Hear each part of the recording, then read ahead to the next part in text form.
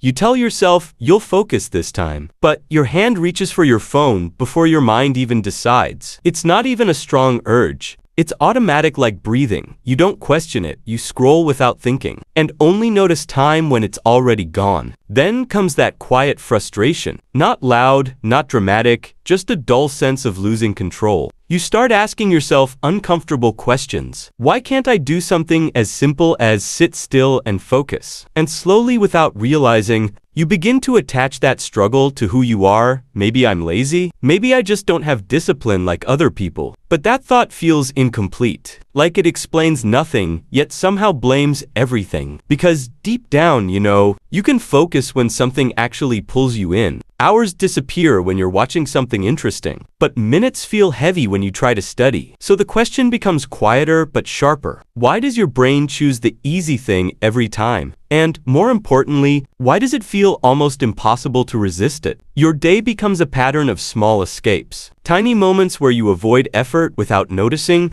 You open apps not because you want to, but because something in you expects relief. Even when you're tired of it, you still go back to it, not because it makes you happy, but because it feels easier than everything else. This is where most people get it wrong. They think it's a lack of discipline, but discipline doesn't explain why your brain resists effort before you even begin. What you're experiencing is not weakness, it's conditioning. And that conditioning has been quietly built through thousands of small repeated rewards. Every scroll gives you something new, something unpredictable, and your brain is wired to chase unpredictability because that's where dopamine spikes the most. Dopamine is often called a pleasure chemical, but that's not entirely true. It's more accurate to think of it as a signal that tells your brain what is worth repeating. So when your brain gets fast rewards, it starts marking them as important, even if logically you know they're meaningless. Now compare that to studying. Slow effort, delayed results, minimal stimulation. Your brain doesn't see value there because the reward is too far away. This creates a quiet imbalance where easy things feel irresistible and meaningful things feel heavy, almost unnatural to start.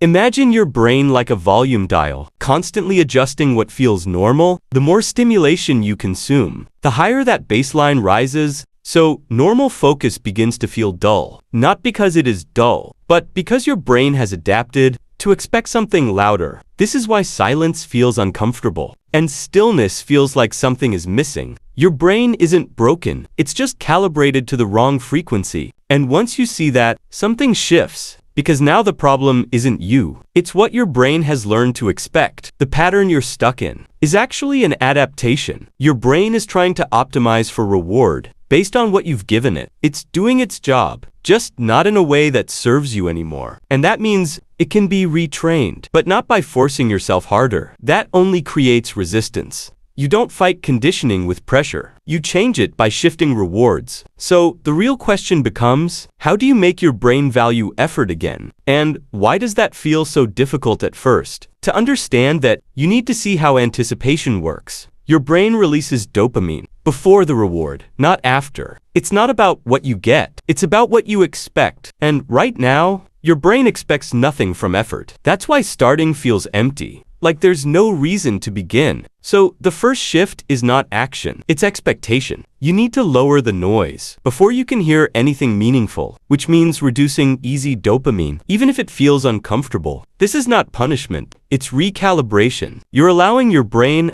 to reset its baseline. At first, your mind will resist. It will look for stimulation everywhere. But if you stay with that discomfort, something subtle changes. The silence becomes lighter, the urge becomes weaker, and slowly, effort stops feeling impossible. Now comes the second shift. You attach meaning to the process, not the outcome. The process itself, instead of thinking about results, you focus on starting. Because starting is where dopamine begins. You create a small ritual, something consistent and simple. And over time, your brain links that ritual to focus, like sitting in the same place, opening the same notebook, or even just taking one deep breath before beginning. This works because your brain loves patterns. It reduces uncertainty, and when uncertainty drops, resistance drops with it. The third shift is smaller, but more powerful than it seems. You reward effort immediately, not later. Even something simple, like a short pause after focus, teaches your brain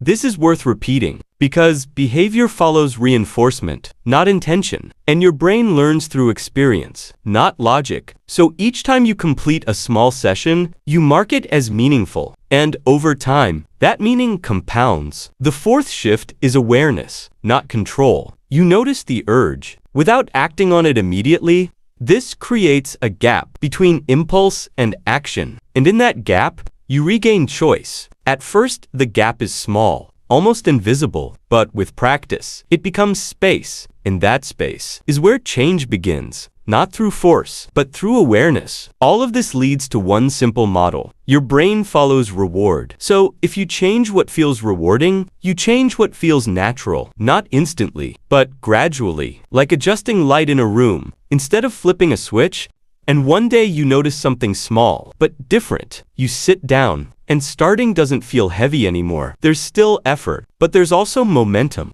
And that momentum feels quieter, but stronger. Because now your brain is not resisting, it's participating. And that changes everything. Without looking dramatic, you realize the problem was never you. It was the environment shaping you. And once you change that environment, your behavior follows. Not perfectly, not instantly, but consistently enough to move forward. So maybe the goal was never disciplined in the way you thought. Maybe it was understanding what your brain was asking for and learning to respond differently without fighting yourself, because you were never broken, just conditioned. And conditioning can change quietly, one small reward at a time. So the next time you reach for your phone, pause for a second, not to stop yourself, just to notice, because that moment is where everything begins, not with force, but with awareness.